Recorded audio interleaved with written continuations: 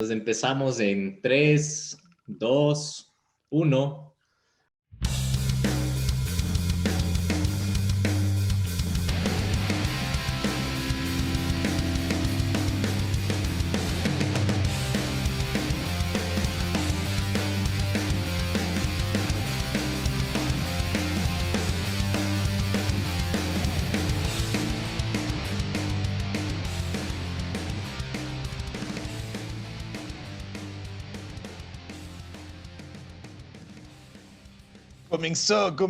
Comenzó la huevada. ¿Qué tal? Muy buenas noches, tardes o días para quienes osaron en poner play en este maravilloso podcast. Hoy es miércoles 11 de marzo. En vivo, a las 19 horas, tenemos nada más y nada menos que la presencia de Pamela Troya. Entonces el Lucho tiene todo el currículum de esta tremenda invitada, así que cuéntanos, ¿quién es la Pame Troya? Bueno, pues yo les voy a contar una pequeña introducción de nuestra invitada, la cual es feminista y activista LGBTI de derechos humanos. Es vocera de la campaña Matrimonio Civil Igualitario Ecuador, licenciada en Comunicación Organizacional. Fue candidata asambleísta por Unidad Popular, la lista número 2, la cual apoya al candidato Yacu Pérez. Y pues aquí la tenemos. Pame, ¿cómo estás en esta fría noche en Quito? Bueno, espero poder estar luego más abrigadita con la compañía de ustedes. Muchas gracias, una linda noche. Luis, Andrés, les mando un gran abrazo y les agradezco muchísimo por la invitación y aquí pues a la expectativa de la conversación que vamos a tener. Perfecto, Sí. pues si quieres, yo tenía una consulta aquí y pues es más como que en el 2013, ¿verdad? Tu pareja y tú fueron al registro civil para que se oficialice el tema de que puedan casarse, ¿no es cierto? Les dieron un rotundo no por temas de burocracia o cualquier otro tipo de cosas que nos puedes ya contar después de que terminemos. 6 años después de luchas, me imagino, pudiste ya tener ese derecho. Y pues mi pregunta es, transpórtanos como que a ese momento en el cual tú ya te dieron como que el sí, lo lograste. ¿Cómo te sentiste? Fu. Me sentí muy bien hasta antes del divorcio, pero bueno, estamos hablando de la parte del matrimonio. Claro. La verdad fue una cuestión súper exhaustiva en un punto también desgastante, porque así como tú lo mencionas, fue una lucha de 6 años, o sea, no fue algo que duró poco, sino algo que tuvo este lapso de tiempo. Y claro, efectivamente, como tú mencionas, con mi expareja nos presentamos en el 2013, el 5 de agosto, en el Registro Civil de San Blas de Quito, presentando todos los documentos de rigor para solicitar un turno para casarnos, el cual nos negaron justamente por ser dos mujeres. Más que un tema burocrático, argumentaron el tema de la Constitución y la imposibilidad de que dos personas del mismo sexo nos pudiésemos casar. Era una respuesta que ya esperábamos porque habíamos hecho todo un trabajo de un litigio estratégico, o sea, había toda una estrategia detrás. La idea era que haya esta negativa, que era evidente, para poder presentar una acción de protección y que pudiese escalar las instancias judiciales y llegase a la Corte Constitucional. Entonces, claro, argumentamos todo porque era de alguna manera la Constitución se contradecía a sí misma porque hablaba de que todos somos iguales ante la ley, nadie puede ser discriminado y un montón de derechos más, respetar los tratados y convenciones internacionales, pero los homosexuales no nos podíamos casar. Entonces, claro, esta fue una lucha que además conllevó muchas variables o aristas, o sea, no solo era un tema de ir contra el Estado, sino también contra todo el statu quo, contra la sociedad, que lamentablemente es todavía machista y homofóbica, aunque yo le tengo mucha fe y le apuesto a las nuevas generaciones que cada vez tienen pensamientos más abiertos, más inclusivos, dinámicas un poco distintas de las viejas generaciones, y eso es algo digno de aplaudir, la idea de las sociedades que evolucionan.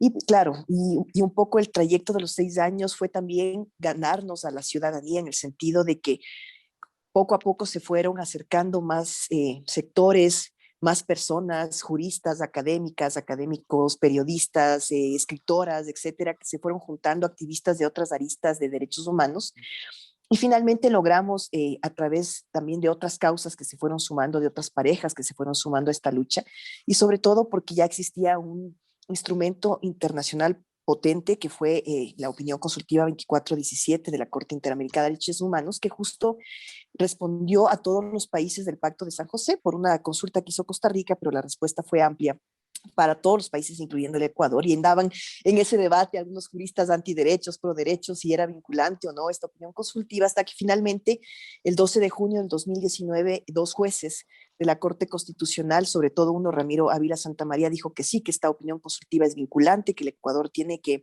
acogerla, y para dar solo este paréntesis de esta opinión consultiva, básicamente le decía a todos los países que forman parte de la Convención Americana de Derechos Humanos que el tema del matrimonio tenía que ser amplio, tenía que ser inclusivo, que las parejas del mismo sexo debíamos acceder a esto como un derecho, y finalmente se acogió sin tener que reformar la Constitución, que era otro de los debates que había, si había que reformar o no la Constitución. No hubo necesidad de reformarla y finalmente esto se incluyó. Cuando esta lucha se dio y finalmente tuvimos esta decisión afirmativa de la Corte Constitucional, no lo podíamos creer. O sea, yo estaba literalmente dispuesta. Cuando empezamos la lucha, yo decía, así tengo 80 años, me voy a casar. Y claro, era un poco también un escenario realista, porque dentro de una sociedad todavía con muchas taras mentales e imaginarios negativos sobre la homosexualidad, no veíamos un camino rápido para alcanzar este derecho. Aunque 6 años es bastante, es relativamente corto a lo que estábamos pensando que iba a ser el trayecto de esta lucha. Así que cuando finalmente se dio, no lo podíamos creer, literalmente no lo podíamos creer, y fue como que ya, ¿no? Toca casarse después de 6 años de lucha. Y claro que fue emocionante, fue una mezcla de, es cuando tienes un sueño. Yo creo que todas las personas tenemos metas y sueños que lo queremos con toda el alma y luchamos por eso, y cuando ya por fin se consolida es como irreal. No crees que haya finalmente sucedido, y creo que para mí fue una mezcla de todo eso, ¿no? De ilusión, de estar en un ámbito irreal, de no creérmela que lo habíamos logrado, que muchas personas se sumaron al final del trayecto, que fue hermosísimo. Hasta activistas que inicialmente eran contrarios al matrimonio igualitario se subieron a la camioneta y hasta dijeron que desde el principio estuvieron participando en la lucha, lo cual no era cierto, pero finalmente era la importancia de la temática, de lo que significó esto. Y sí, respondiendo a tu pregunta puntual, fue una mezcla de muchísimas emociones, llanto. Yo recuerdo haber estado en una entrevista en INRED cuando estábamos en esto de si la Corte o no iba a decidir, porque se postergó inicialmente unos días antes, y pensábamos que igual el 12 de junio se iba a postergar el debate, y no, estuvo ahí. Y justo estábamos en una entrevista con otro activista que se llama Cristian Paul, estábamos en INRED y de repente entra el director de INRED y dice, lo lograron, se aprobó el matrimonio igualitario. Y es como, no, o sea, me quedé en shock. Yo tenía mi celular cargándose en otra habitación del espacio de INRED, entonces fui corriendo a coger el teléfono, a buscar en Twitter, porque yo soy adicta al Twitter, a buscar si era cierto, y empecé a ver noticias que decía Corte Constitucional aprobó el matrimonio igualitario. No lo podía creer. O sea, ese rato yo me acuerdo haber llamado a Gabriela y haber dicho, lo logramos.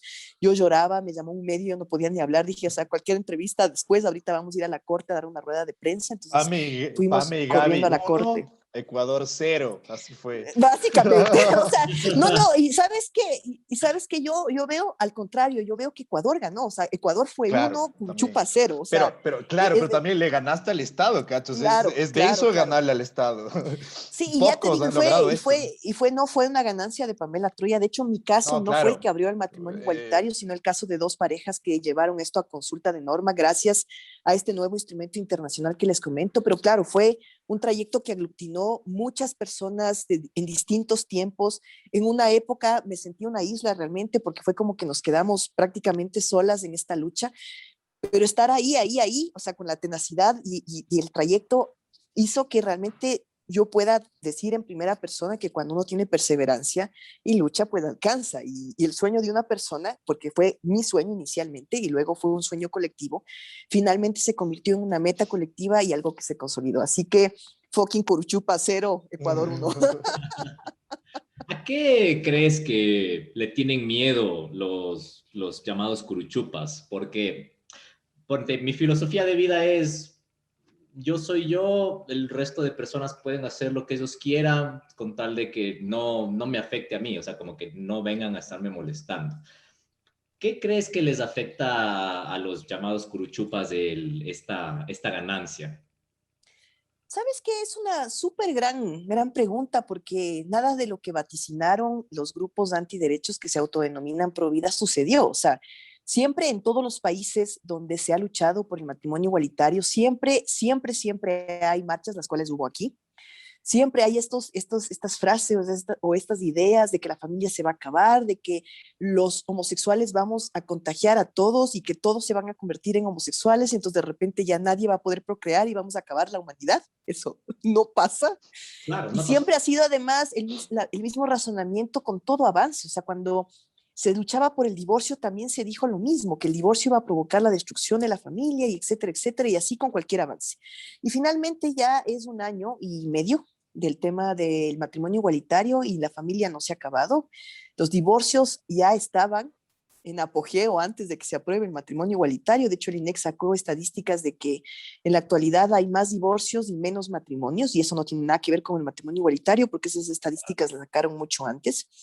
Entonces, si los matrimonios se están acabando, no tiene nada que ver con el tema de la homosexualidad, sino por las dinámicas, por la sociedad, por el machismo. Hemos visto, y una de las cosas que yo denunciaba es, no deben ser los curuchupas o provida los que estén atacándonos a nosotros, sino juntémonos para atacar uno de los grandes males de la sociedad, que es la violencia contra las mujeres.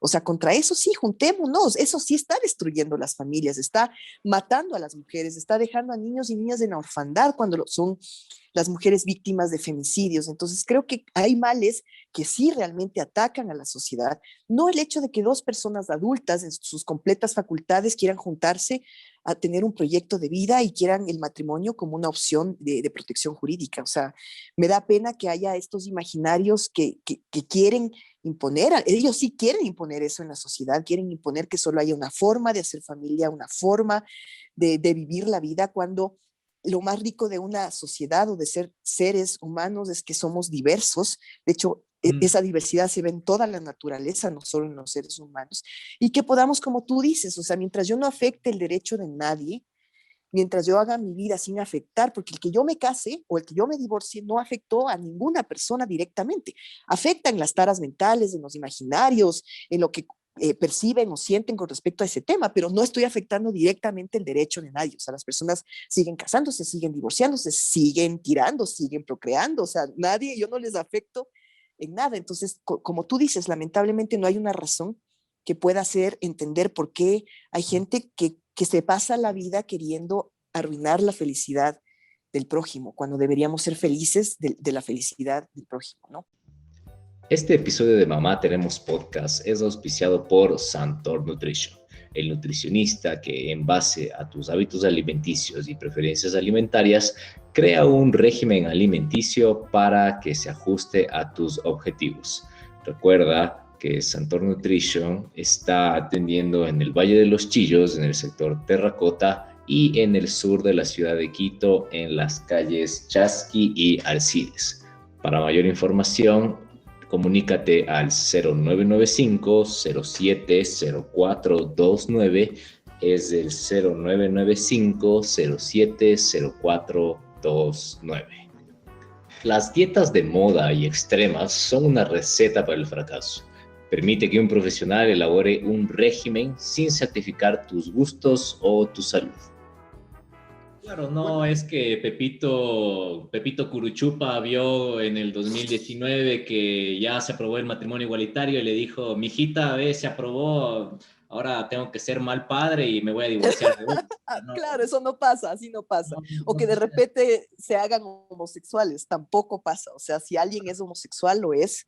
El tema es aceptar, y el tema es que cada vez tengamos sociedades más abiertas con este tema para que no sea difícil esta aceptación. ¿Por qué pasamos tanto tiempo, sobre todo las anteriores generaciones, en el closet? Yo salí recién del closet a los 26 años, y es que no es fácil salir del closet en sociedades como esta, y yo valoro mucho las nuevas juventudes que están de alguna manera teniendo un camino un poquito menos difícil gracias a los activismos que me antecedieron y los activismos que hemos venido haciendo, y que nos convertimos de alguna manera en referentes.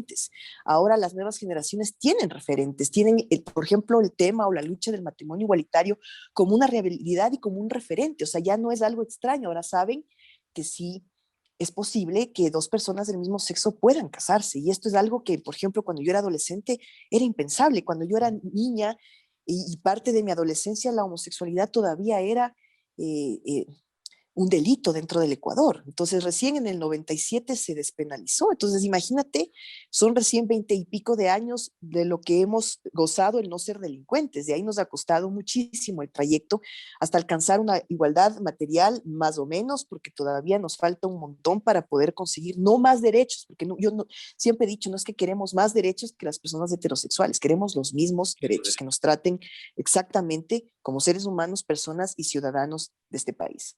Tú en una entrevista lo pusiste muy, muy simplificado, ¿no? O sea, yo pago impuestos, ¿por qué no puedo tener los mismos derechos que tienes tú?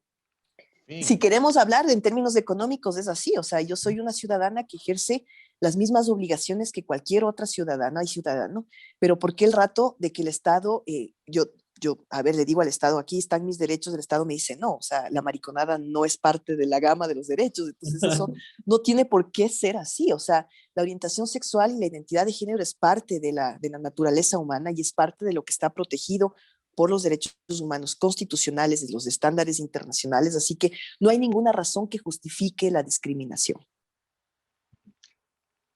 El, Tú en un escrito, me parece que era un artículo de Plan B, habías manifestado lo siguiente: créame, toda una influencia heterosexual no me heterosexualizó. Sexualizó. Y créame, funciona de la misma forma para las personas heterosexuales.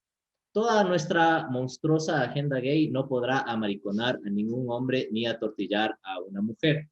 En el caso, ¿crees tú que esto vendría a ser real para cierto grupo de personas? Por ejemplo, personas como lo somos de nosotros, que ya tenemos tal vez un criterio un poco más formado, pero hablando del tema de los hashtags no te metas con mis hijos, es los niños o los adolescentes tienden a ser mucho más influenciables.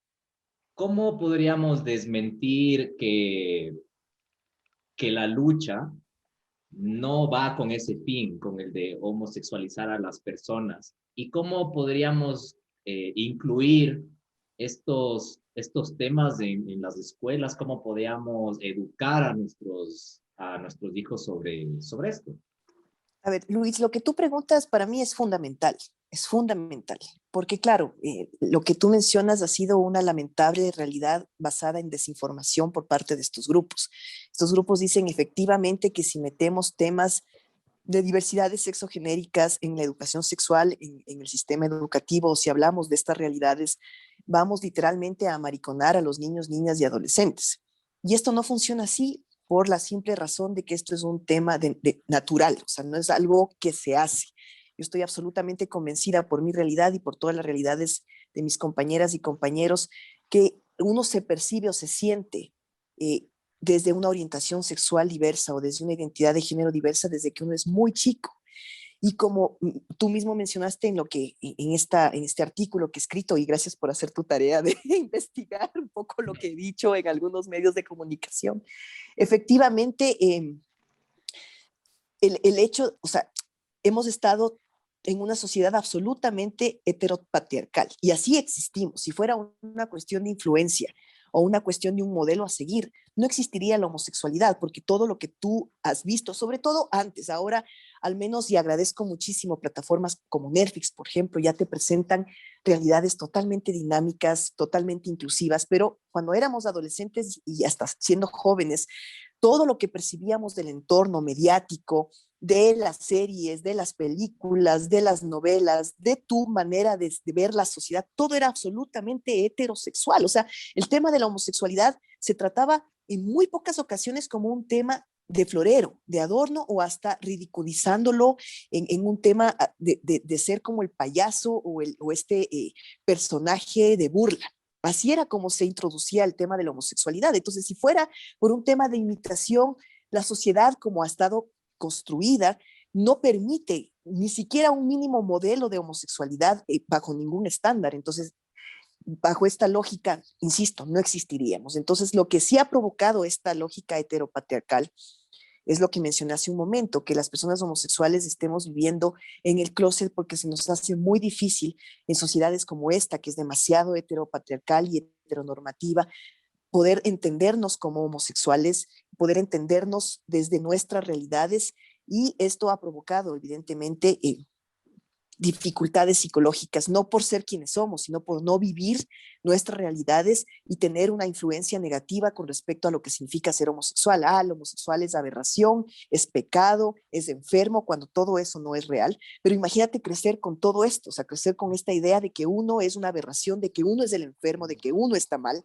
Esto provoca evidentemente suicidios en adolescentes. Lamentablemente no puedo darte una tasa y decirte tantos adolescentes que se han suicidado han sido por el tema de la orientación sexual, porque no hay un levantamiento de información, pero la tasa de suicidios adolescentes es muy alta en el país, lo que significa que parte de, o elucubrando, parte de estos suicidios también tienen que ver con el no aceptarte a ti mismo o tener un acoso por parte del entorno educativo en estos ambientes, porque claro, si tú estás dentro de un hogar donde te dicen los hombres tienen que ser de esta forma, las mujeres tienen que ser de esta forma, entonces tú vas a la escuela y ves un compañerito que rompe el esquema, entonces lo tratas de maricón, ves una compañerita que rompe el esquema, lo tratas de machona y empiezas a acosarle, a golpearle, a maltratarle, pues ese niño, esa criatura no va a durar mucho tiempo en un entorno así, va a tener dificultades psicológicas, no por ser quien es, sino por todo el maltrato y la violencia que ha recibido. Entonces, lo que tú dices es fundamental.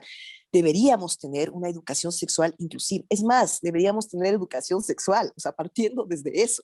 Y lamentablemente cuando se intenta introducir algo que es obligatorio, ojo, porque se supone que la Constitución del Ecuador le obliga al Estado y en este caso al Ministerio de Educación a tener todo un sistema de educación sexual para varias cosas. Por un lado, para prevenir el embarazo adolescente, porque en el Ecuador tenemos la segunda tasa más alta en la región de embarazo adolescente. Por otro lado, para prevenir e identificar el tema del abuso sexual dentro de las unidades educativas. Recordemos el caso de Paola Guzmán, cuya madre tuvo que luchar 18 años para limpiar el nombre de su hija, que fue violada por el rector del colegio y que fue embarazada fruto de esa violación, y terminó la chica suicidándose a los 16 años después de vivir 2 años de ese tormento. Y finalmente esto devino en la sentencia que el año pasado determinó la Corte Interamericana de Derechos Humanos, donde le dice al Ecuador: la educación no solo es la educación formal, la educación debe tener educación sexual para prevenir e identificar los abusos y las violaciones que existen en el sistema educativo. Entonces debemos tener este, educación sexual para prevenir embarazos, para prevenir el acoso y el abuso sexual, y para ayudar a entender estas dinámicas diversas, en este caso de las diversidades sexogenéricas, para que desde que uno es pequeño entienda que esto no es enfermedad, que esto no es aberración, que esto no es pecado, y que podamos vivir, o sea, digamos, este es como la meta a la que quisiéramos llegar, podamos tener entornos educativos donde pueda existir culturas de paz, culturas de respeto, y encima que se puedan implementar protocolos anti-bullying. Eso sería lo ideal, y eso es lo que se implementan en otros países cuando se tiene esta noción y esta importancia. Entonces, esa es la respuesta. Los con mis hijos no te metas deberían meterse ese hashtag en la carpeta y reservarla y guardarla, y dejar que exista una educación laica, científica, ¿sí? Técnica, dentro de los sistemas educativos, y que la educación sexual se trate de esta forma, porque el enseñar a los niños a ser responsables, niños, niñas, adolescentes, no les provoca que quieran de repente, ay, veo un condón, ay, tengo ganas de ir a tirar. No, no funciona así. El darles los elementos, el educarles va a ayudar a que cuando vivan su sexualidad lo hagan con responsabilidad, y cuando sean víctimas de violaciones o de acoso sexual, sepan que lo están siendo y puedan denunciar, y que existan protocolos para acoger a la víctima y reparar y proteger y prevenir, y todo lo que significa un protocolo para luchar contra la violencia de género, porque mira, todos los escándalos que ha habido, el caso Querubín, por ejemplo, es el último caso que nos evidencia que la principal fuente o el principal lugar donde se ejerce la violencia es la familia tradicional, Sí. justamente lo que los grupos providas están tratando de ver o demostrar como el gran estandarte del ejemplo a seguir, son las familias heterosexuales, donde los propios padres, abuelos, primos, hermanos, vecinos, son los que violan a estas niñas y adolescentes. O sea, por favor, tenemos que abrir los ojos y ver esa realidad, topar esa realidad y tratar de cambiarla con todos los mecanismos que podamos. Claro, tú mencionas creo que algo muy importante, y creo que sí es bueno acotar ahí, es que bueno, yo no soy estadista, pero leo cierto tipo de noticias y hay como que coincidencias, ¿no? Ahí creo que tú podías tener un poco más de información acá. Las violaciones que son intrafamiliares vienen de estratos bajos, en su gran mayoría. Entonces, seguramente hay esa, es como que digamos que nosotros vivimos en una burbuja, ¿verdad? Dependiendo de dónde estemos. Todo lo que es exterior ya es tema de ignorancia para nosotros. Si es que no estamos conscientes de que sucede y que suceden cosas como que muy malas fuera de nuestra burbuja, no tenemos como que empatía, ¿no? Entonces creo que tal vez en ese sentido los grupos del hashtag, los grupos que son curuchupas son me voy a odiar por decir esto, pero vienen como que desde su privilegio, ¿no? No me gusta mucho decir esto, pero es así, creo yo. Como que De están en su su burbuja. burbuja. Ellos piensan que, bueno, tengo a mis hijos en un buen colegio, ellos no tienen por qué someterse a este tipo de información que según yo va a causar daño de acuerdo a mi ideología, pero somos ignorantes de lo que sucede afuera, ¿no? Bueno, en tu estrato está todo bien, pero ¿y más abajo? ¿Qué es lo que sucede? Pero mira, Luis querido, recordemos el caso del Principito. O sea, era de Nos una, de un, contamine. exactamente, entonces no estamos hablando de un estrato bajo, estamos hablando de casos de acoso sexual en un colegio de privilegio, en un colegio de clase alta, y eran los propios padres y madres los que salieron afuera a defender al profesor que había acusado y había, o sea, que había abusado de los estudiantes por defender el nombre del colegio. Entonces también hablamos de que puede existir, o sea, que esto no es algo solo de un estrato, solo es la forma como los diferentes estratos o clases sociales manejan el tema. Cuando hablamos, por ejemplo, del aborto por violación, ¿cuántos casos hemos tenido de amigos o amigas de clase de nivel medio alto que han hecho abortar a sus propias novias y que se van a otro lado a practicar el aborto y luego regresan y los padres de estos jóvenes están con el hashtag con mis hijos no te metas o no el aborto o Defendamos la defendamos vida. las dos vidas? ¿Me Ajá. explico? Entonces es cómo manejas el tema, porque el que tiene plata puede manejarlo tratando de esconderlo y poniendo la suciedad debajo de la alfombra, ¿sí? Claro. Lo que también sucede en las clases de pobreza, o sea, estos casos se han evidenciado porque ha habido un nivel de investigación, que fue lo que pasó con la fiscalía y que determinaron que no fue una familia, sino varias, etcétera, pero es por donde hay alguna denuncia, pero esto no significa que son casos aislados. Lo más triste es que son casos sistemáticos, o sea, fundaciones u organizaciones de movimientos feministas que están dando su vida justamente para poder dar un tema de levantamiento de información lo más cercano a la realidad sobre esto, han denunciado que hay aproximadamente 2.600 niñas entre 10 y 14 años que quedan embarazadas al año. Y esto es violación. O sea, la ley determina que por debajo de los 14 años lo que sea es violación. Es decir, que estamos teniendo más o menos de lo que se conoce, porque estos son datos que conocemos. Imagínate el subregistro que debe existir. De los datos de las niñas que paren, son 2.600 aproximadamente al año. Esto significa que hay 2.600 familias al año que están abusando de estas niñas y adolescentes y les están obligando a parir. Hace no mucho, 2 años, 3 años, recuerdo el caso en Durán, que era un tipo que había embarazado a sus hijas y luego estas hijas habían tenido hijas de él y luego había embarazado a sus nietas y la última nieta estaba embarazada de él. O sea, una cosa inaudita que tú dices, ¿cómo es posible que esto esté pasando en pleno siglo XXI? Pero si está pasando justamente es porque no hay educación sexual, porque al Estado le está valiendo un pepino lo que está pasando, las violaciones hacia niñas, niños y adolescentes, las violaciones hacia las mujeres, la violencia que sistemática, porque no es aislada, no es esporádica, es sistemática. La violencia que existe hacia niñas, mujeres, adolescentes y el tema de la violación. O sea, nosotros somos un objeto de esta sociedad con lo que los hombres, lamentablemente, pueden hacer lo que quieren. Y cuando digo hombres estoy generalizando, evidentemente, porque luego salen los hombres y dicen, no, pues es que yo no violo. Y se defienden como si yo les estuviera diciendo, tú eres el violador. O sea, yo me asusto cuando alguien se defiende demasiado, porque es como que se siente aludido. Cuando salió la canción El violador eres tú, un montón de hombres que se sintieron aludidos y éramos como, loco, si no eres violador, no tienes por qué sentirte aludido, pero si te sientes aludido es porque en el fondo sabes que tal vez has tenido relaciones donde sí has ejercido violencia, donde has ejercido el poder o quizá también estás violado.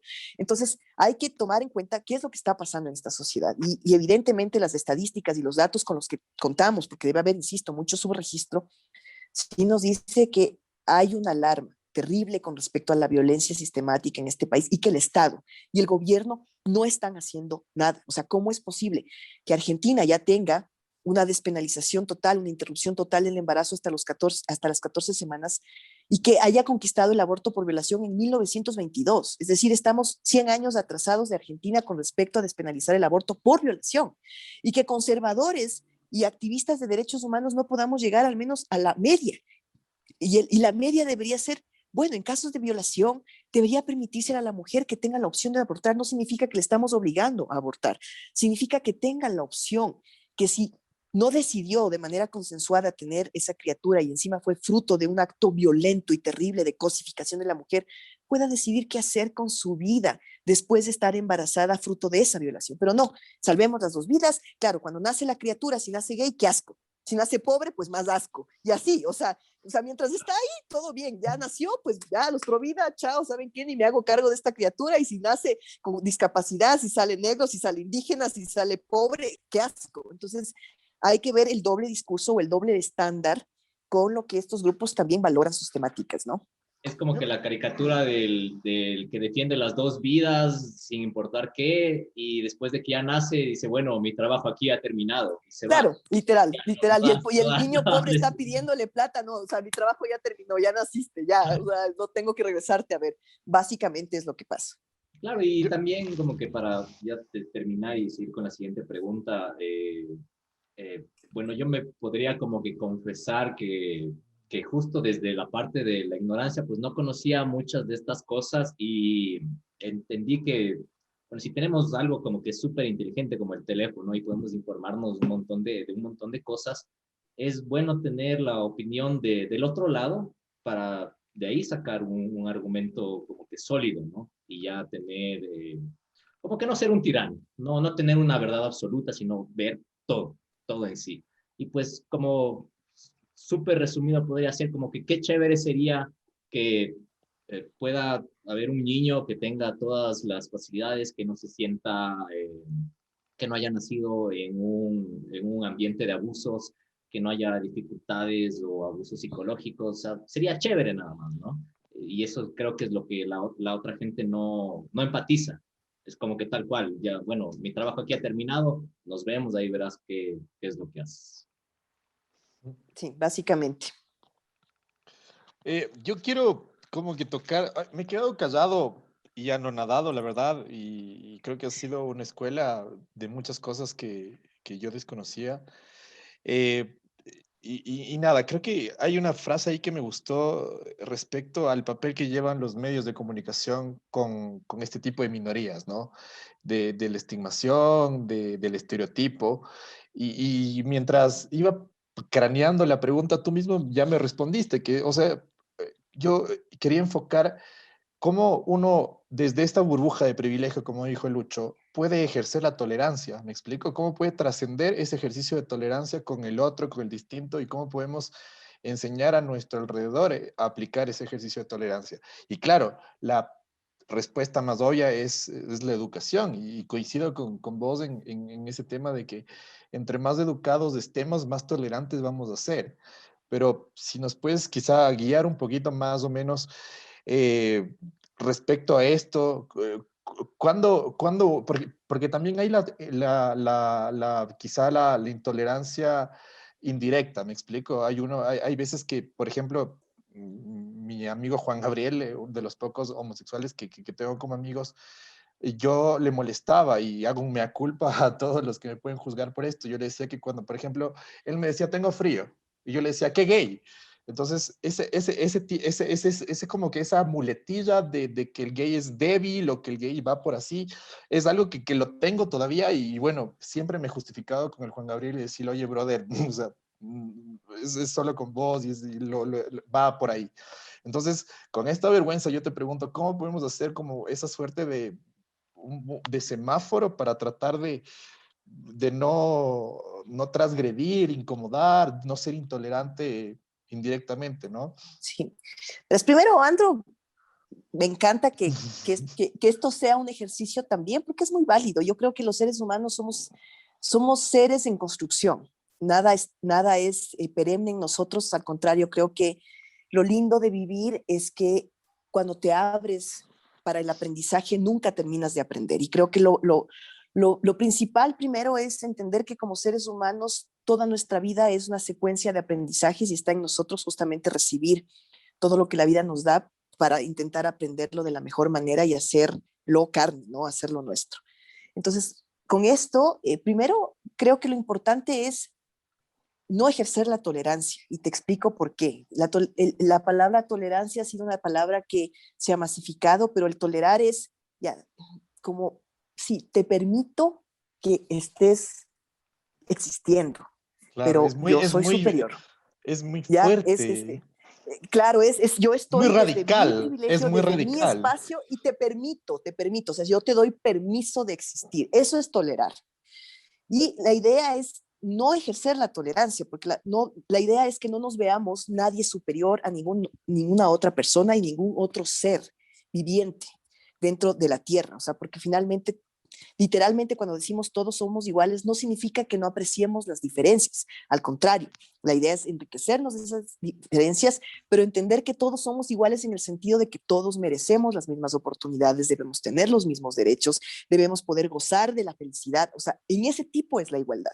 Entonces, creo que una de las cosas más lindas para poder entender a la otra persona o poder como Aceptar. enriquecerme y respetar es una palabra que a mí me encanta y que, aunque también está trillada, creo que es parte de lo que significa ser humano y es empatizar.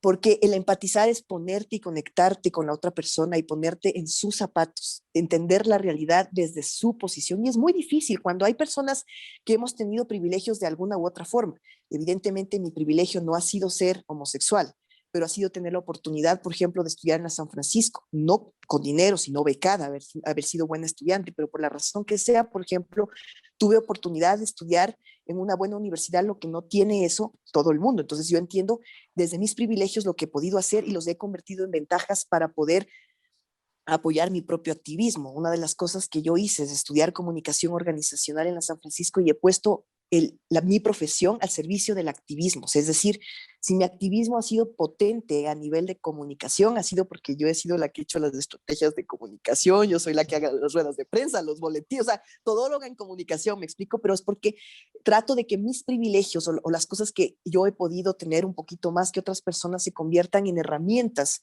para poder luchar en cuestiones que para mí son fundamentales y el poder tener una sociedad justa e igualitaria. Es mi deseo, es mi misión de vida, cada persona tiene su propia misión de vida.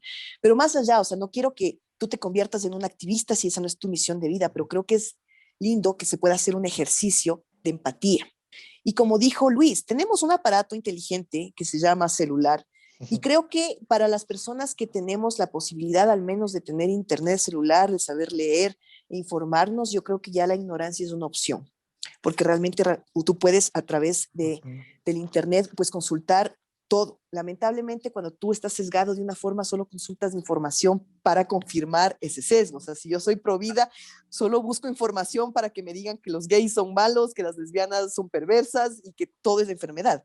Lamentablemente hacemos ese sesgo de búsqueda y el poder ampliar el espectro, insisto, implica empatizar, implica humanizarnos. Por más seres humanos que seamos, lamentablemente hemos visto que no hay o sea, no hay personas que sean realmente humanas. O sea, yo creo que el ejercicio de la humanidad es justamente eso, no tolerar, sino respetar, entender, hasta empatizar, que para mí es la palabra perfecta. O sea, cuando yo me conduelo de una niña que ha sido violada y que es obligada a parir, y yo siento ese dolor de esa criatura y digo, algo hay que hacer porque no es posible que eso suceda. Cuando me entero de una mujer que ha sido asesinada con boleta en mano, con boleta de auxilio en mano, a mí me duele, o sea, literalmente me duele. O sea, yo, Andro, me he visto llorando, leyendo noticias como el caso Querubín y se me parte el alma porque digo, si yo tuviese la capacidad de poder hacer más de lo que hago, lo haría. Pero cada quien lo hace de acuerdo a sus posibilidades y creo que por eso mi misión de vida ha sido ser activista y poder hacer dentro de lo posible lo más que he podido, porque además del activismo, muy al contrario de lo que algunas personas han creído, que me han pagado, que me he beneficiado económicamente, ya, o sea, Ya todo muy quisiera. lejos de la verdad. Millonaria, que me Ya compré. quisiera, pero sí, pero no ha pasado al contrario. O sea, he pasado desempleo desde que se aprobó el matrimonio igualitario. Estuve un año y medio desempleada, supremamente endeudada. No voy a, este no es el espacio para ponerme a llorar sobre mis temas económicos, pero el ser activista, de la forma como yo he sido activista, Es que no es es una plata y ventaja. persona también. Ha sido una desventaja en muchos términos, pero creo que es el precio que uno paga cuando quiere hacer lo que yo hago. O sea, hay gente que sí se ha beneficiado del activismo, porque también hay activismo y activismo. O sea, no cualquiera que se diga activista realmente lo es. Hay gente que se ha beneficiado económicamente, que se dice activista, se pone su fundación y Los que se empieza a hacer subieron a la proyectos. camioneta. Sí, sí, sí, y claro, y hacen proyectos, justifican y se tragan la plata y se han hecho plata y así han vivido.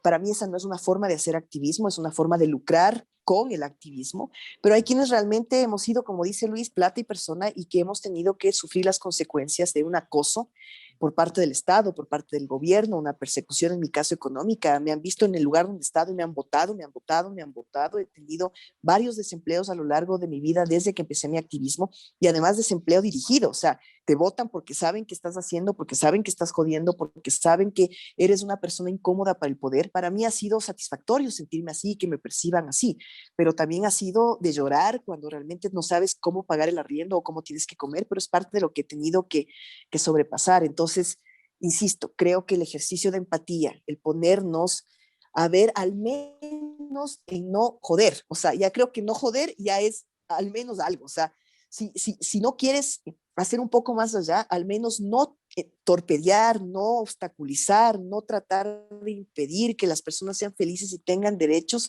ya es algo. ¿Y cómo tratar al resto? Yo creo que lo principal, yo no soy una persona religiosa, pero creo que una de las frases importantísimas que hay es el tema del amor al prójimo y sobre todo la cuestión de tratar a la otra persona como quisieras que te traten a ti. O sea, más allá de si logras amar o no amar al prójimo, que sería lo más lindo, uno debería aprender a tratar al otro como quisiera que me traten a mí. Entonces, tal vez, Principio por ejemplo, a ti, básico. Andro, no te gustaría que te digan, claro, tienes frío, eres gay, porque quizá te vas a sentir de alguna manera aludido. Entonces, lo mismo, o sea, si yo no me siento bien con cómo estoy tratando al otro, tengo que ponerme a ver, como estoy tratando al otro, ¿me gustaría que me traten a mí? No. Entonces, perfecto, así no debo tratar a la otra persona.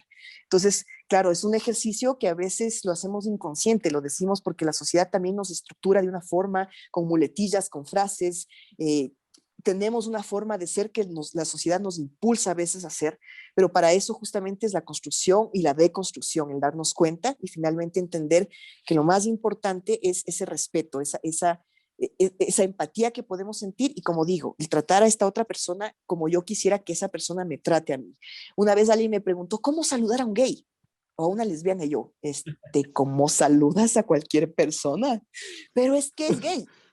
O sea, es una Y persona, o sea, me explico, entonces a veces la gente piensa que tenemos un saludo especial o nos agarramos del pipí para saludarnos, no sé, o sea, no, somos seres humanos, nos saludamos como muy silvestre, o sea, no, hay personas que se sienten incómodas, no saben cómo saludarnos, cómo tratarnos, y una vez, no solo una vez, en varias ocasiones me preguntaron, ¿y cuando nos encontramos con alguien de ustedes, cómo se les trata? Como a cualquier ustedes. persona. Claro, entonces me explico, o sea, hay que romper estas cuestiones que nos separan, o sea, tratarnos como tratarías a cualquier otro ser humano porque somos un ser humano, o sea, no hay una cuestión ahí de diferencia o de incomodidad. El momento en que te sientes incómodo porque hay una persona gay o una persona trans, tienes que mirarte a ti mismo y preguntarte por qué estoy sintiéndome incómodo con respecto a eso. Yo he conocido de gente demasiado homofóbica que me termino enterando que le hacen a la que se le A moja la la huevada. canoita por ahí. Entonces, claro, entonces a la final es un tema de no aceptación, ¿cachas? O sea, hay gente que es tanto su odio que se le metió por parte de la sociedad, que a la final terminan odiándose a sí mismos y terminan aborreciendo el tema cuando la cuestión es llegar a quererse a sí mismos y aceptarse como son y ahí se les acaba la homofobia, me explico, pero lamentablemente hay personas que eso no les pasa y que tenemos muchos enclosetados, lamentablemente, que luego están hablando con mis hijos no te metas y que son pro vida y son legisladores, asambleístas y que están ahí atentando contra nuestros derechos. No quiero decir más. Pame, ¿tú crees que es posible ser, o sea, sentir comodidad siendo gay? O sea, dentro de la esfera homosexual también hay esta falta de empatía, de incomodidad entre o sea, estas minorías. Porque a Mira, lo que voy es que, porque no es exclusivo, creo, de los heterosexuales que traten de no tener empatía con los homosexuales. Creo que también absolutamente, va por ahí, absolutamente. ¿no? Es un tema de humanidad. Verás, hay gays, porque a ver, no todo gay ni toda lesbiana es activista, ojo. Entonces hay que entender que el hecho de ser homosexual no significa que estás empoderado o que tienes una conciencia sobre el tema de los derechos humanos o que estás luchando por derechos. Hay gays que les importa una Eso es mierda el muy matrimonio. importante. Pip, que les Exacto. importa un pip No, no el importa. matrimonio igualitario y que dijeron que para qué luchar por esto si están bien ellos amándose y punto, o que por ejemplo, les disgusta a los gays que son de pluma, que es como es el término de algún gay afeminado. Entonces hay gays que se dicen muy masculinos y que detestan al gay afeminado. Entonces, ¿cachas? O sea, hay cuestiones así culturales y sociales también dentro de nosotros. Y eso no significa que esté bien, significa que también justamente la homosexualidad es otra variable, es otra condición, como todas las condiciones de la humanidad. Es decir, es cuando tú hablas de orientación sexual, tienes la heterosexual, la bisexual y la homosexual. O sea, es una condición más de ser humano. Y eso no implica que eso cambie toda tu dinámica y que ya te hayas preparado, te hayas educado con respecto, que seas empático con respecto a estos temas. Yo, por ejemplo, dentro de mi activismo, tuve lesbofobia. O sea, habían activistas gays de antaño que vieron la intromisión de mi activismo y de las temáticas que yo metí como cosas de que no se deben tratar. O sea, ¿cómo así viene una lesbiana a decirnos cómo hacer el activismo y hablar de familias y hablar de matrimonio? ¿Qué les pasa? O sea, esto no es un tema que se deba hablar, ¿me explico? Entonces, yo también Como machismo aprendí homosexual, algo así. a las malas, claro, totalmente, a las malas, que el machismo no es una cosa exclusiva de heterosexuales, o sea, es un tema de la sociedad. Qué Entonces tú también loco. tienes lesbianas que se masculinizan demasiado, que está bien, la expresión de género es variable y podemos tener lesbianas de cualquier cantidad, de cualquier forma, cualquier color, lo que sea, pero el tema es que hay lesbianas que se masculinizan y empiezan a tener el rol de macho cabrío heterosexual, porque aprendieron obviamente, ahí sí Porque con el tenían comportamiento, esa figura. claro que lo que es masculino se respeta. Entonces, para poder sobrevivir ellas, tuvieron que masculinizarse para ellas también defenderse de una sociedad que las veía como enfermas y como raras. Entonces, si soy masculina y si me porto agresiva y si te metes conmigo, te saco la ¡pi! Dígalo, Entonces dígalo nomás. me defiendo, me explico. Entonces tienes tú también estas dinámicas en las parejas, inclusive violencia intragénero, que es una de las cosas que también hemos denunciado que debe incorporarse. Cuando hablamos de violencias, también tenemos que discutir Claro. sobre las violencias intragénero, porque tenemos dos mujeres que la una ejerce lamentablemente por la cuestión de la sociedad y porque aprendió a hacer así el rol estereotipado masculino y es mujeriega y es bebedora y es pegadora y tienes a la otra lesbiana sumisa acogiendo lo que Claro. dice la otra. Entonces, por eso te digo, ¿no? Y qué buena pregunta la que hiciste, porque hay que también entender que el hecho de ser LGBTI no significa que estamos ajenos a la realidad, somos No hijos e no hijas todo es de la arcoíris, misma porque cultura, hay exactamente. muchos claroscuros detrás de eso. O Totalmente, sea, somos hijos e hijas de esta sociedad. Entonces, los mismos problemas que tiene la gente heterosexual en esta sociedad los tenemos las personas del LGBTI. Y si yo, por ejemplo, hablo de estos temas es porque yo me he deconstruido. Yo viví y yo crecí, lamentablemente, no por mi madre falleció ya hace muchos años. Mi madre era no quiero angelizar su figura porque está muerta, pero mi madre era una mujer absolutamente inteligente en muchos temas y de ella he sacado muchas de las cosas positivas que tengo yo, pero el entorno en el que ella creció fue absolutamente machista y yo crecí en ese entorno. Entonces mi madre fue víctima de un entorno machista y yo presencié cómo sus hermanos varones, mi abuelita, que en paz descanse, era hija del patriarcado. Entonces para ella el haber nacido mujeres, nosotros era, ay, qué huevada, chucha, y ni claro, y que nuestras salieron abuelas mujeres. o sea, hijas del patriarcado más No, recalcitrante, aparte el claro, de... entonces imagínate tú, o sea, crecer con la idea de que ser varón era puta, el top y que ya te tocó ser mujercita, te toca trabajar el doble o el triple para tratar de medio alcanzar al A mí varón. siempre me ha llamado la atención ese diminutivo, que es mujercita. Es como, Ujú.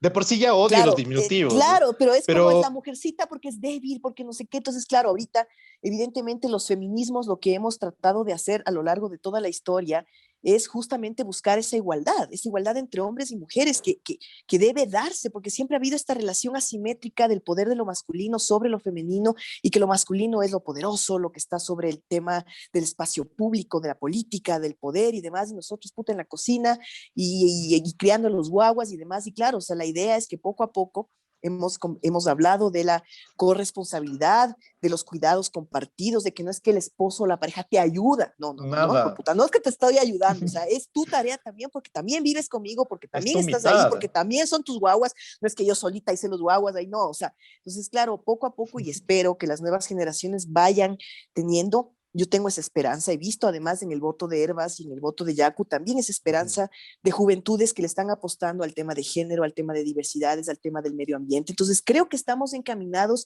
hacia inclusive una nueva forma de hacer política. O sea, yo creo que esos partidos que se evidenció en estas elecciones, los partidos que eran de antaño los más recalcitrantes y los que han tenido los cacicados prácticamente desaparecieron en estas elecciones, Ya son excepto dinosaurios. obviamente el correísmo, porque ya este es otro tema que no es para este programa, pero digamos que los otros, o sea, por ejemplo, yo me alegré cuando el partido de Bucarán prácticamente desaparece, el de Lucio Gutiérrez prácticamente desaparece, perdón, Romero, sacó casi nada de votación y así, entonces yo digo, perfecto, y asoma un Javier Herbas que era un total desconocido, pero en el debate del CNE te habla sobre la violencia y sobre que hay que meterle plata para luchar contra la violencia de las mujeres y que hay que apostarle a los derechos LGBT y de repente ves cómo crece no solo por el TikTok, sino porque pudo transmitir esos mensajes a través de una red, evidentemente, que manejan más los jóvenes y las jóvenes.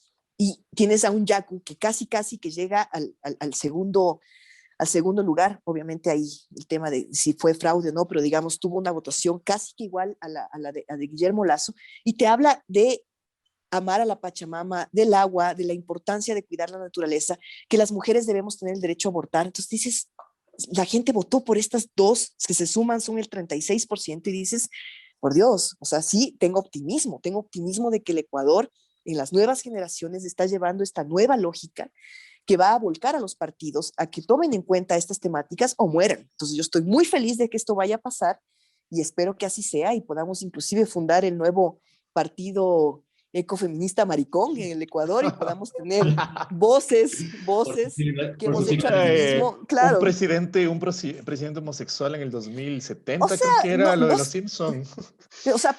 o sea, mira, o sea, para Estados Unidos era impensable un presidente negro y Negro. pasó. Y pasó. Entonces creo que es posible que nuevas voces que hemos estado luchando por el tema de derechos, no estemos esperando que haya una voz que hable de nuestros derechos. Ay, por favorcito, hable de nuestros derechos. No, estamos exigiendo que hablen sobre nuestras temáticas y ojalá podamos nosotras y nosotros ocupar esos espacios, no para hacer lo que nos da la gana, sino justamente para hacer lo que hemos hecho desde la calle, hacerlo desde los espacios de poder y poder justamente proponer leyes, cambiar las realidades, ejercer políticas públicas que puedan beneficiar al país, porque el hecho, o sea, cuando un país favorece a los menos favorecidos, estamos ganando todas las personas. Es que eso es lo que a veces los que están en los privilegios no entienden.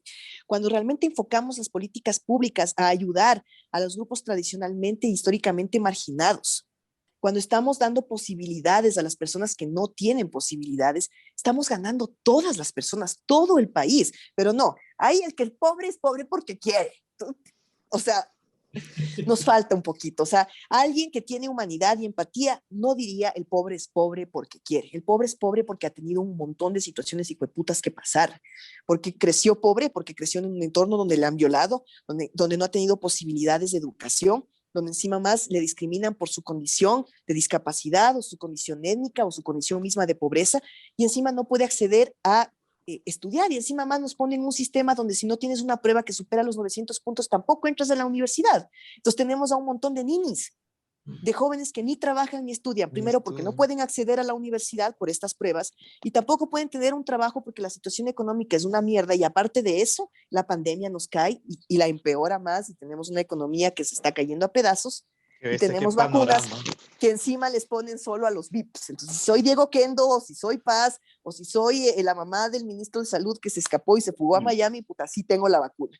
Pero si soy una persona que sí la necesita, o soy un médico o médica de primera línea, pues te jodes, te sigues jodiendo porque no tienes la vacuna. Entonces, todo eso, o sea, nos podemos echar a llorar, hubiera sido chévere aquí un tequilita, un whiskycito, pero realmente Infinito. la situación del país Es no dura. es optimista, es muy dura, pero nos toca seguir luchando porque no nos toca más. Estamos viviendo en este país y tenemos que hacer patria y tenemos que juntarnos a tratar de cambiar esta huevada, y la única forma de hacerlo es al menos tratando de cambiar nuestros entornos inmediatos. Creo que al menos esa tarea creo que la tenemos que hacer bien.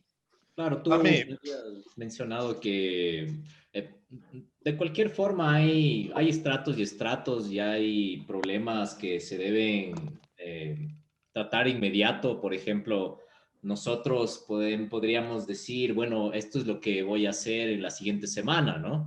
Porque ya literalmente nuestras necesidades básicas en su mayoría ya están cubiertas, pero el que tiene que pensar qué es lo que va a comer mañana, dónde va a dormir mañana, qué es lo que tiene que hacer para sobrevivir el día de mañana, es justamente la persona que necesita ayuda, ¿no? Y te quería preguntar también, ¿ha habido ya algún acercamiento de alguno de los candidatos que ya tengas algo tangible que digas, bueno, sí, ya está encaminado por este lado? Pero de los de segunda vuelta. a mí me da tristeza, a mí me da tristeza porque, bueno, por un lado vimos a un borrero que nos dijo que teníamos problemas genéticos cuando se le preguntó sobre las Impresentable. clínicas de la Impresentable. homosexualidad. Sí, o sea, pero luego pidió disculpas. Entonces dices, bueno, ya al menos reconoció, y luego tienes un Lazo que habla del tema de lo LGBTI en Twitter, pero que más de eso no, o sea, yo le he estado acosando los primeros días sobre el tema de este compromiso que estábamos trabajando hace 4 años, no por iniciativa mía, sino por alguien de Lazo que me buscó hace 4 años en las elecciones pasadas y dijo, ve, yo soy el puente y entonces vamos a hacer firmar a Lazo un convenio con los LGBT. Y yo dije, maravilloso. Entonces yo, como siempre, y insisto y lo digo, y además pueden confirmar, o sea, para eso están mis cuentas también, si quieren pueden hasta donarme plata si gustan cuando vean mis estados bancarios. Y claro, yo sin plata, sin nada, o sea, yo les dije, yo les apoyo, o sea, no tengo problemas. Y para mí lo importante es que haya conciencia y que podamos tener un gobierno que al menos no nos joda. O sea, yo no quiero que Lazo esté con la banderita arcoíris y que diga que es maricón, no, pero al menos que no nos joda. Entonces, este compromiso se quedó pausado cuando ya estaba listo para firmar. Lamentablemente me dijeron que no lo iba a firmar. Entonces, claro, yo he estado diciendo por Twitter que fue el compromiso, pues porque, claro, una de las cosas que sí quedó absolutamente claro es que el tema de mujeres, LGBTI y medio ambiente dio votos. Entonces tuviste a un Lazo en una rueda de prensa absolutamente desesperado, hablando, teniendo a una indígena de intérprete y luego hablando de la ideología de género, y tú dices, claro, la idea era esa, pero no de esa forma. Y O sea, vestido de no de esa forma. colores y TikTok Claro, de fondo. claro. Entonces, yo creo que Lazo, o al menos el equipo de Lazo, medio está entendiendo el tema, no lo están causando de la mejor manera porque están cometiendo errores. Por ejemplo, justo en un chat que tengo de mujeres feministas pasaron un video donde Lazo en un medio de comunicación ha dicho que para él es impensable, inadmisible, terrible, casi que se pone a llorar cuando dice las mujeres no pueden estar presas o no pueden estar encarceladas cuando fruto de una violación que devenga un aborto tengan que ir a la cárcel. No puede pasar esto. Entonces, luego en otra entrevista, una periodista le encara sobre sus declaraciones y le dice, bueno, entonces, ¿qué va a hacer? ¿Va a cambiar la legislación? No. Entonces, o sea, ¿cómo es eso? Me conduelo de que vayan a parar presas, pero tampoco quiero hacer un carajo de nada porque es que mis convicciones dicen que no al aborto. Entonces, me explico, o sea, da un pasito adelante y da dos pasitos atrás. Eso con respecto a Lazo, que al menos veo, digo, están intentando hacer que él entienda, o no sé si están intentando que él entienda o que su discurso cambie, pero se ha visto que están tratando de hacerlo, no de la manera más acertada. Y veo un Arauz que dice, cuando le entrevista a Antonella Calle de los Yasumidos y le dice, chuta, o sea, que lo ideal sería que no nos persigan, ¿no? Y el otro dice, ojalá, o sea, ojalá que no. Entonces tú dices, ese ojalá es en todo, o sea, ojalá no nos saquen la madre, ojalá no nos empobrezcan, ojalá no nos persigan. Entonces, y tampoco hemos tenido claridades con respecto, porque él no se ha pronunciado, le preguntan sobre el aborto y te chanta la Constitución. Yo voy a respetar la Constitución. Entonces, no tiene una posición, o sea, él por no decir no estoy a favor del aborto, te chanta la Constitución, pero no te da ninguna respuesta, es una ambigüedad absoluta. No he visto tampoco ningún pronunciamiento de Arauz con respecto a los derechos LGBTI, o sea, no he visto nada claro con respecto a nuestros derechos, tanto del tema de las mujeres como de las personas LGBTI, de ninguno de los dos candidatos. He visto que hay como estas ambigüedades. Vi un video de Lazo en que dice que sí le va a invertir al tema de prevenir la violencia. Vamos a ver, o sea, yo entiendo que los dos candidatos saben que ya tienen el tope de su votación, que el tope de su votación se vio en la primera vuelta y están justamente tratando de salirse de su voto duro para tratar de conquistar, digamos, entre comillas, a quienes votamos o por Yacu o por Herbas, porque básicamente ahí está el grueso de la votación. El bueno, resto del capital político. Claro, porque el resto no suma creo que ni 3 o 4%, o sea, de llorar, los demás, los 12, váyanse, o sea, a llorar literalmente, o sea. El Lucho votó por el pastor. El pastor creo que sacó 1%. Me gustaron sus ojos. Sí, la verdad es que estaba atractivo. El pastorcito pensó que pasando de Latin Lover iba a sacar más del 1%. Mira cómo le fue, por ejemplo, a Juan Fernando Velasco. O sea, ni toda su trayectoria de cantante le sirvió para pasar del 0.8. Entonces, todo ni eso. El club de fans votó por él. Ni el club de fans, o sea, ni siquiera la familia. O sea, es penoso, pero así fue. O sea, a mí, como cantante, mis respetos. O sea, él creo que ha sido uno de los cantantes más importantes ecuatorianos de trayectoria y todo, pero lamentablemente luego entrar al sector público, el Ministerio de Cultura, hubo denuncias con respecto hasta ahí, ya, ponele. Sí, y luego ya la candidatura que fue penosa, entonces dices, qué pena, o sea, se quemó, o sea, me da pena por él. Y el resto, una sarta de desconocidos. El Freile me sorprendió, porque en el debate hubo muchas que nos quedamos como, ¿ves, hijo, este mal? Sí, y tuvo un 2%, o sea, si hubiera tenido más posibilidad, con más tiempo, muy digno, hubiera crecido más.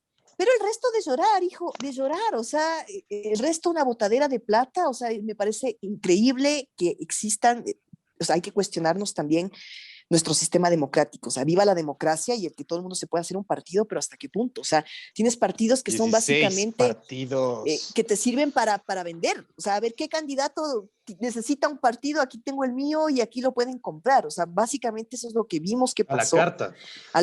O sea, Alvarito ya, no por falta de plata, sino por falta de estrategia, o sea, creo que a la final fue lo que pasó, pero de ahí, o sea, había muchos partidos que hubieran vendido lo que sea para que sea candidato, y lamentable. Pame, 8 de marzo, Día Internacional de la Mujer. ¿Qué hizo la Pame Troya este lunes? ¿Cómo fue tu día? ¿Cuántos pendejos te dedicaron feliz día? ¿O mujeres de Arjona? Afortunadamente, no, creo que ya me conocen, entonces, como yo estoy en varios chats de mujeres feministas y demás, entonces recordar evidentemente que hay una tarea todavía muy larga, una lucha todavía pendiente de muchas cosas que las hemos analizado aquí, digamos a grosso modo, porque hay temas que todavía están muy pendientes. Y claro, la PAME se dedicó a trabajar. La PAME no fue a ninguna marcha porque realmente sí estoy preocupada por el COVID. O sea, mi familia, o sea, la verdad, yo he tratado de cuidarme lo más posible, aunque yo ya tuve COVID y lo hice público además en octubre, y afortunadamente no fue una cuestión muy severa, pero sí tuve complicaciones, inclusive perdí el gusto y el olfato por 3 semanas, tuve agotamiento crónico y demás. Y como hay nuevas cepas y demás, la verdad no quiero volver a contagiarme. De hecho, me contagié justo por estar en estos temas electorales, por salir a inscribirme y demás. Fue justo en ese momento donde me contagio. Entonces yo la verdad estoy evitando aglomeraciones por un tema de salud, no por falta de convicción, porque yo he sido siempre la que cualquier marcha estoy primerita, tuiteando, sacando fotos, registrando todo.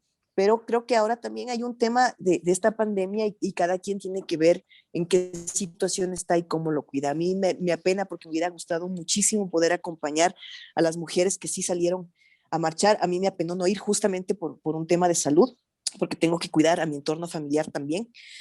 pero de ahí estuve tuiteando, revisando información y demás. Como dije, soy adicta al Twitter. Eh, Creo que el Ahorita Twitter es una mismo te voy herramienta a... importante. De hecho, gracias al Twitter hemos evidenciado injusticias que ha pasado en temas de mujeres, en temas de violencia, en temas... El Twitter me acompañó durante la trayectoria de la lucha del matrimonio igualitario y fue una herramienta importante para las adherencias de personas que nos apoyaron. Entonces, así estuve, digamos, conmemorando, eh, recordando además de nuevo qué nos falta, o sea, todo lo que hemos avanzado, pero qué todavía nos falta. Y insisto, o sea, el tema de la violencia estructural es algo que nos duele, que nos desgarra, porque es lamentable ver los casos que se conocen, porque hay muchos casos que quedan en la absoluta clandestinidad, pero lo poco que conoces ya es algo alarmante. Terminar el 2020 con más de 100 femicidios no es algo no es algo que nos hace celebrar el 8 de marzo, es algo que nos debe hacer tomar conciencia de que las mujeres realmente somos víctimas de esta sociedad. Y dicen, ay, no, es que yo también he visto el discurso de otras mujeres que dicen, no, es que no hay que hacerse la víctima, entonces una es pobre porque quiere y una no es empoderada porque no quiere y hay que salir adelante, solo es cuestión de mentalizarse. Toda esta lógica New Age de que yo cojo y le pienso al universo y todo me cae y todo me resulta, entonces no funciona así. Hay el tema esta de la violencia estructural y demás es algo que nos afecta.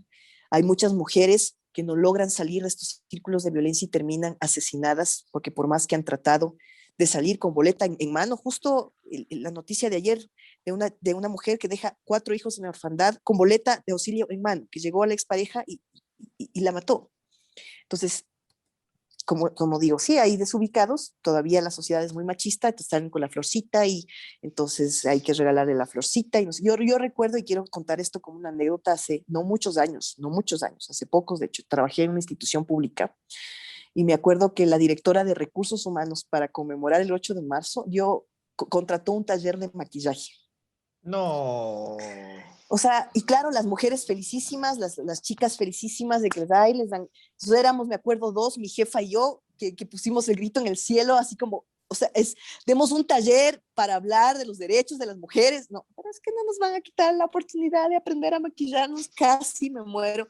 Y claro, es que somos hijas también de esta cultura. Entonces, el hecho de ser mujer no significa que seas feminista y no significa que tengas una conciencia sobre la violencia de la que también eres víctima, porque hay mujeres que no están conscientes que la posesión de su pareja o el maltrato de su pareja es eso, es violencia. Piensan que es normal porque han visto a su madre vivir ese ciclo, porque sus entornos se desarrollan en ese nivel. Entonces piensan que es normal que el marido sea un vago que literalmente llegue a la casa y prenda la tele y no haga nada más y pásame la comida y hazme esto, me explico, eso también es violencia. Entonces, sí, o sea, todavía nos falta, pero estamos en eso y no nos van a callar, no nos van a callar y no vamos a dejar de seguir luchando y seremos las que estamos y las nuevas generaciones, yo asumo y espero y confío con más fuerza aún.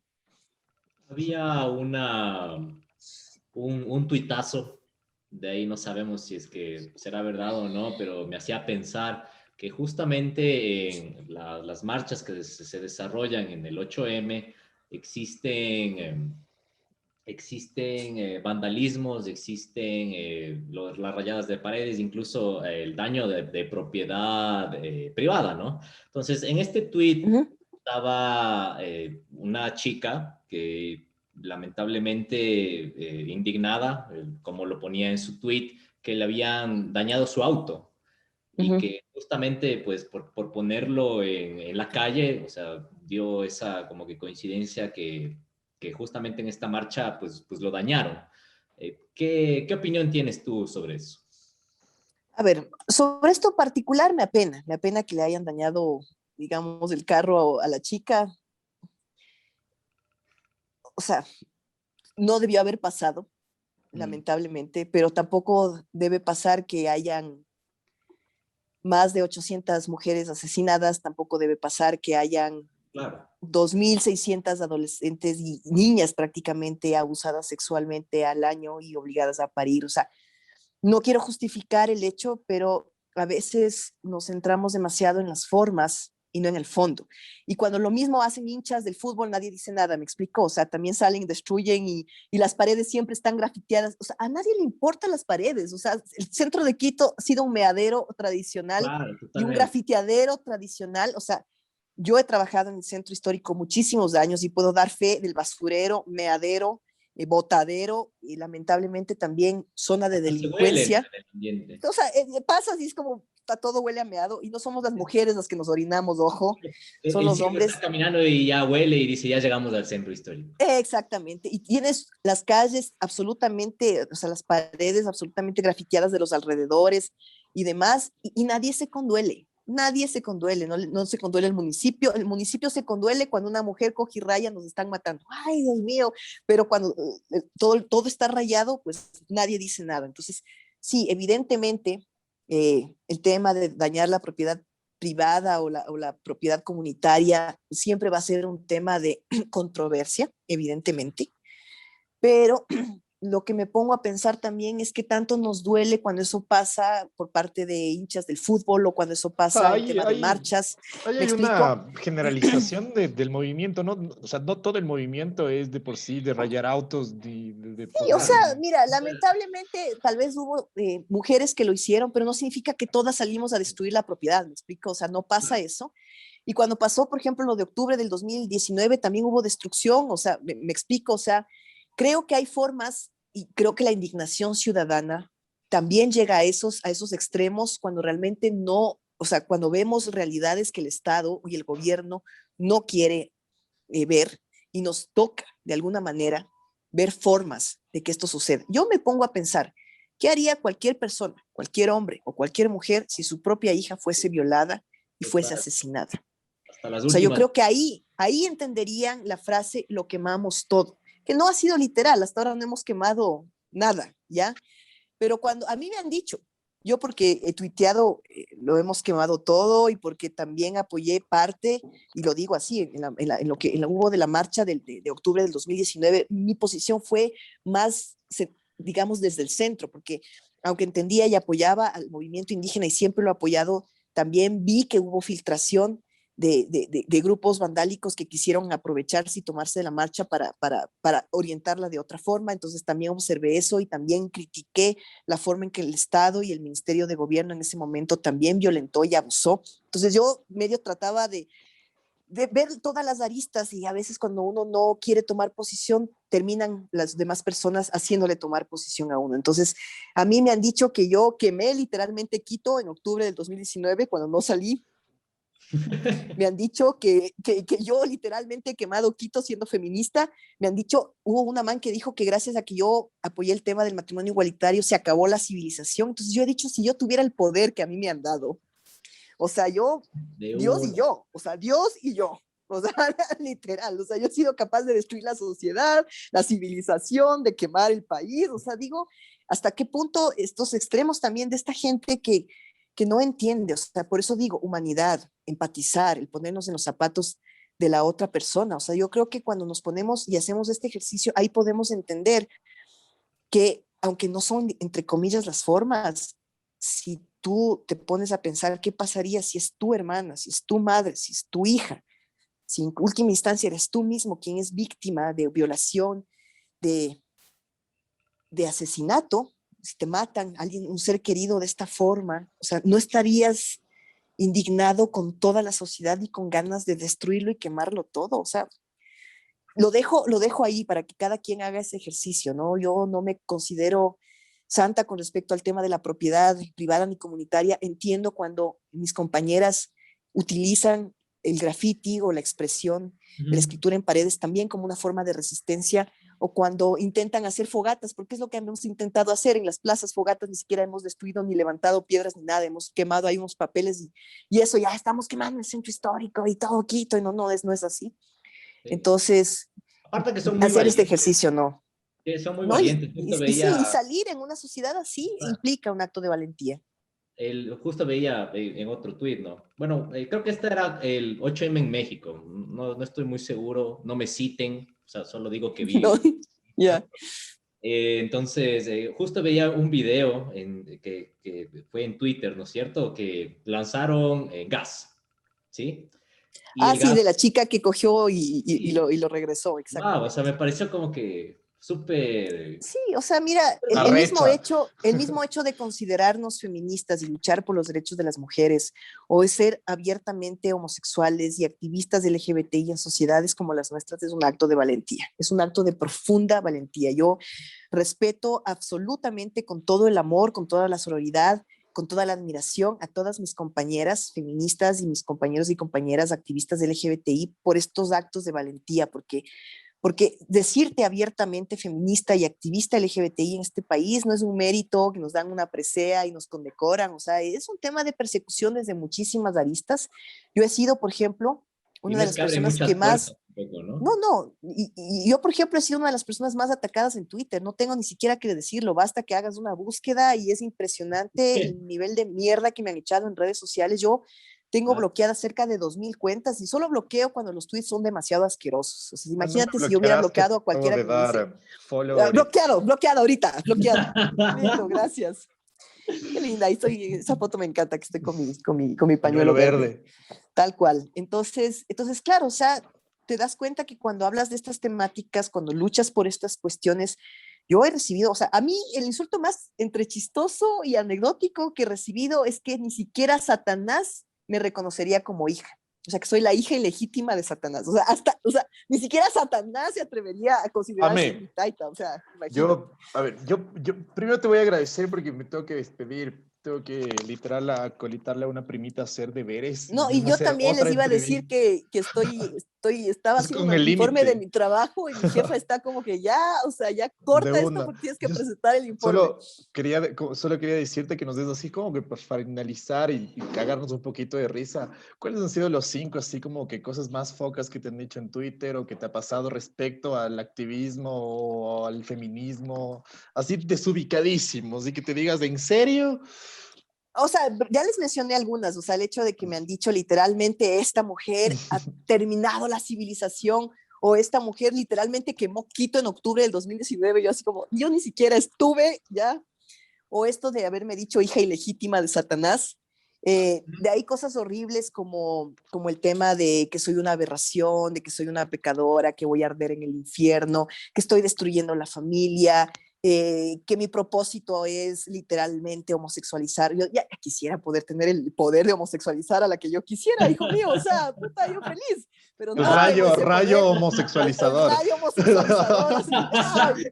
Pero no, o sea, yo además soy muy respetuosa y contra todo lo que pueda pensar la gente, yo soy súper tímida, o sea, yo hasta para abordar a una mujer que sé que es lesbiana no puedo, o sea, peor a una heterosexual jamás, eso sería acoso, entonces para mí es impensable, entonces peor aún el rayo homosexualizado, inclusive hace poco pusieron un tuit mencionando a varias activistas, entonces decían, esta lo hizo por dinero, esta lo hizo porque su papá lo abandonó, esta lo hizo por no sé qué, y Pamela porque es un macho ah, castigador, donde le atacaba depredador de a Dolores mujeres, Ah, Mínimo. depredador de mujeres. yo leí uno buenazo de tu divorcio porque te casaste con un Correa. Eso fue.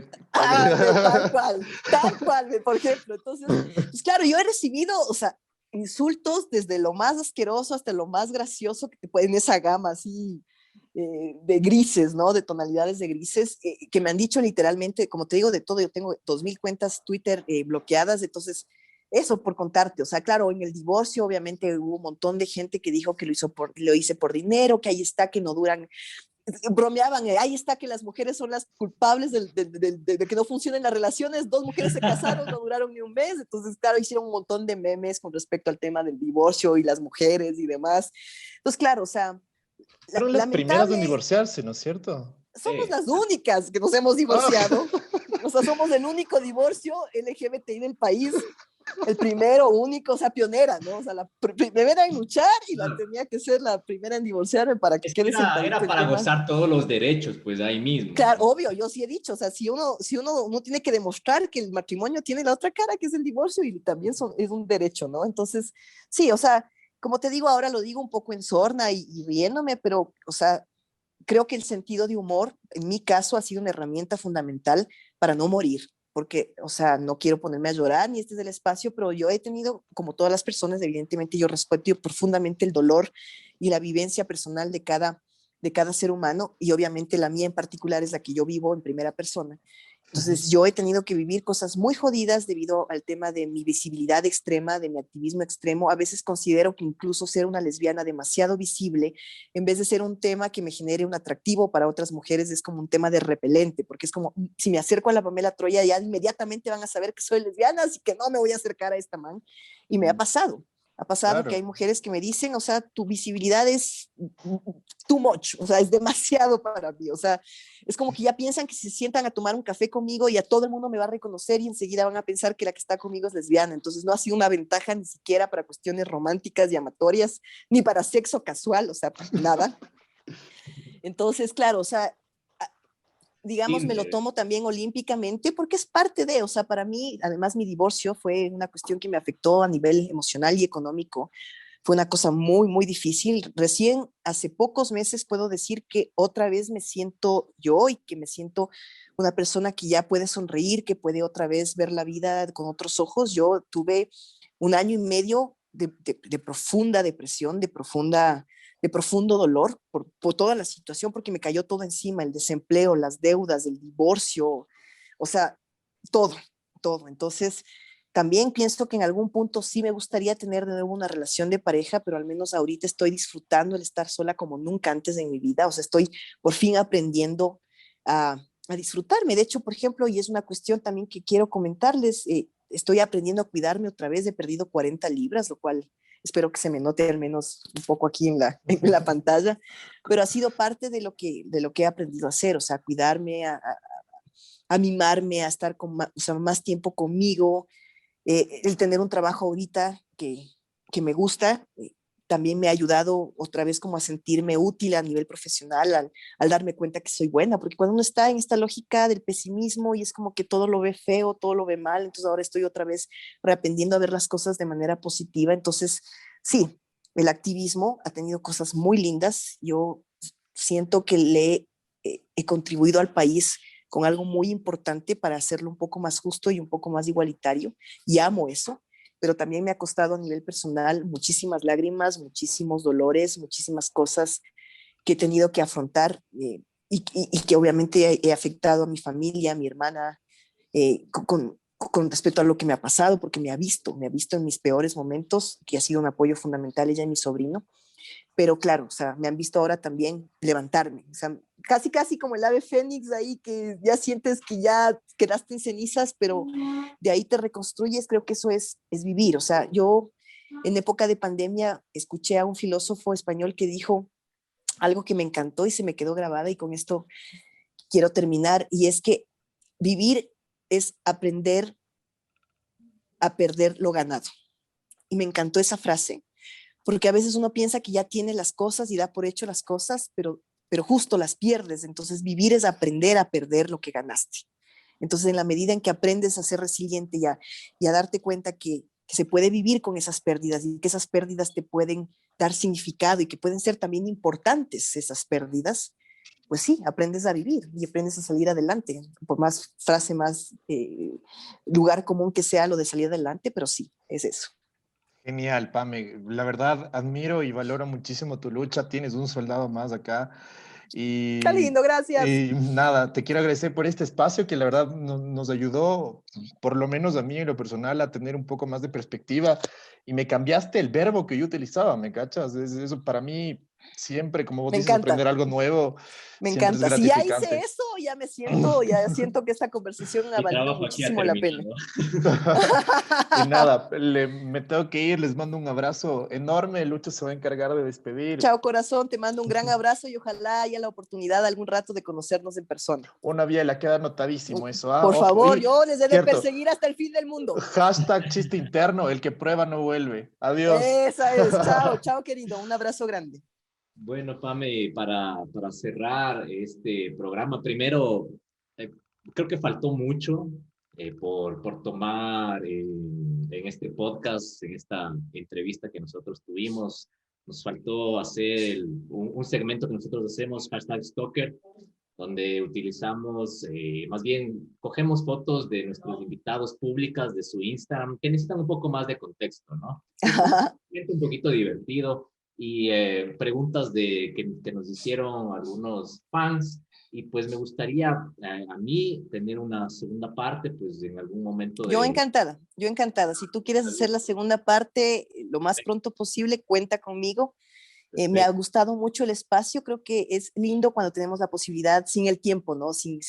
Porque a veces Sí. cuando tenemos tiempos es más difícil poderse explicar o explayar, pero yo me he sentido muy cómoda con ustedes y me parece que están haciendo un lindo trabajo el poder considerar otras realidades, otras dinámicas y que tengamos la posibilidad así de manera tan abierta de poder responder las preguntas sin tapujos, sin censura. Entonces yo encantada de cuando ustedes consideren pues volverme a invitar, pues yo aceptaré con mucho gusto.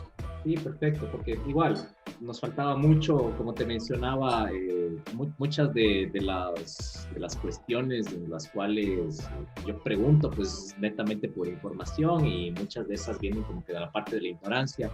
Andrés justamente te mencionó pues que le cambiaste. Y pues creo que mientras más podemos conocer sobre el mundo que nos rodea, menos tiranos nos vamos a volver. No, tal cual. Y pues hay que entender cómo ven las personas desde su posición. Tener eso que tú mencionas que para mí pues me costó, pues igual tú mencionas que los seres humanos estamos en construcción, evolucionamos constantemente y pues qué mejor que evolucionar con este podcast que vamos a cerrar en este momento. Y pues... Yo encantada, te agradezco un montón, le agradezco al Andrés, a ti, Luis. Muy lindo el espacio, en serio lo digo, y cuenten conmigo si quieren hacer una segunda parte, pues yo estaré encantada de compartir con ustedes y les tomo la palabra de la biela para ver, nos organizamos y salimos y nos conocemos en persona. Yo encantadísima. Perfecto. Te mando un gran abrazo y me despido también de la gente que nos esté y nos vaya a escuchar en este espacio, pues ha sido un espacio muy, muy lindo y me ha gustado mucho sus preguntas y la dinámica que hemos tenido en este espacio. Pues vamos a tener más preguntas en la parte número 2, así que estén súper pendientes. Como siempre, este debe ser uno de los mejores episodios que hemos tenido aquí en Mamá Tenemos Podcast. Hermoso. Sigan a Pame Troya en Twitter, síganla en Instagram. Chequen esas fotos que vamos a sacar en #Stalker para que ustedes también y pues nos veremos en la siguiente. Muchísimas gracias. Perfecto. Un abrazo, un beso. Nos vemos en la siguiente. Que les vaya bien.